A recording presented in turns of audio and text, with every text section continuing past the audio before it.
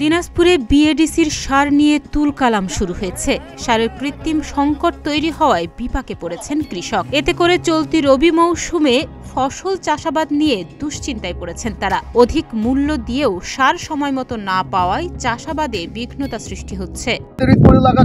আমি সার পাচ্ছিলাম না, সারের দাম খুব, সারের কারণে আমরা দিলে আলু বীজ পাই নাই, সারের দাম বেশি, সার কিনতে পারি না। সার একটু দাম কমাই দিলে ভালো হয়।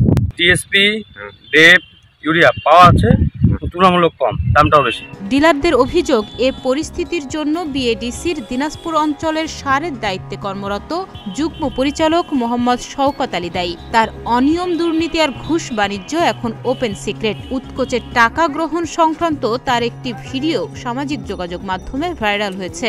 আমাদের ডিলারদেরকে অযথা হয়রানি করে। আমরা তো মেমো কাটতে যাই, তখন উনি আমার সার পাওয়ার কিন্তু মেমো কার্ডটা আমি সার পাবো বীরগঞ্জে গোড়াউন আছে। তখন উনি অযথা বলেন যে আপনি নসিপুরে নেন, আপনি দিনাজপুরে নেন। হ্যাঁ, এটা কী জন্য করে? আমার কেরিংটা ডবল পড়ে যায়।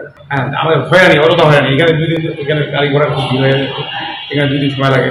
সারটা পয়েন্টে যাতে দেরি হয়, তাতে কৃষক আবার সার পায় না, দেরি কারণে।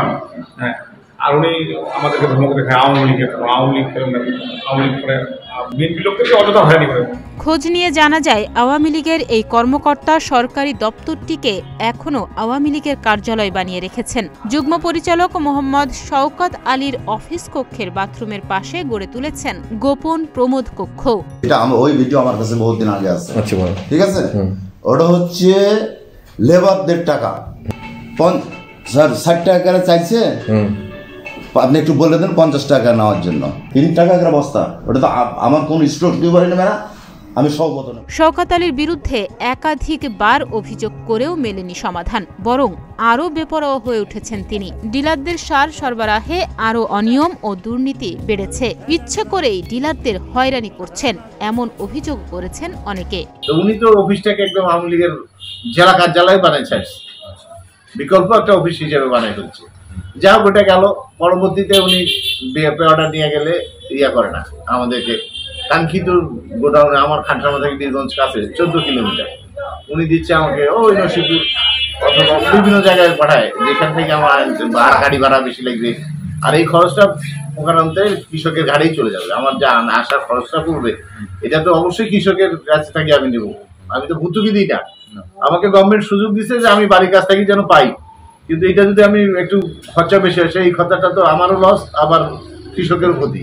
কিন্তু এসব অভিযোগ একেবারেই অস্বীকার করেছেন বিএডিসির যুগ্ম পরিচালক মোহাম্মদ শওকত আলী। এটা ওই ভিডিও আমার কাছে বহুত দিন আগে আছে। আচ্ছা, ঠিক আছে। ওটা হচ্ছে লেবারদের টাকা, 60 টাকা করে চাইছে, আপনি একটু বলে দেন 50 টাকা নেওয়ার জন্য। 3 টাকা করে বস্তা। ওটা তো আমার কোন স্টক দিতে পারি না, আমি সবগত না। এদিকে এসব অভিযোগের প্রেক্ষিতে কৃষি মন্ত্রণালয় নড়ে চড়ে বসেছে। বিএডিসি চেয়ারম্যান ও দিনাজপুর জেলা প্রশাসককে চিঠি দিয়ে সার গুদাম ও ডিলারদের দোকানে ভ্রাম্যমাণ আদালত বসানোর নির্দেশ দিয়েছে কৃষি মন্ত্রণালয়। তাহনিয়া ইয়াসমিন, প্রতিদিনের বাংলাদেশ।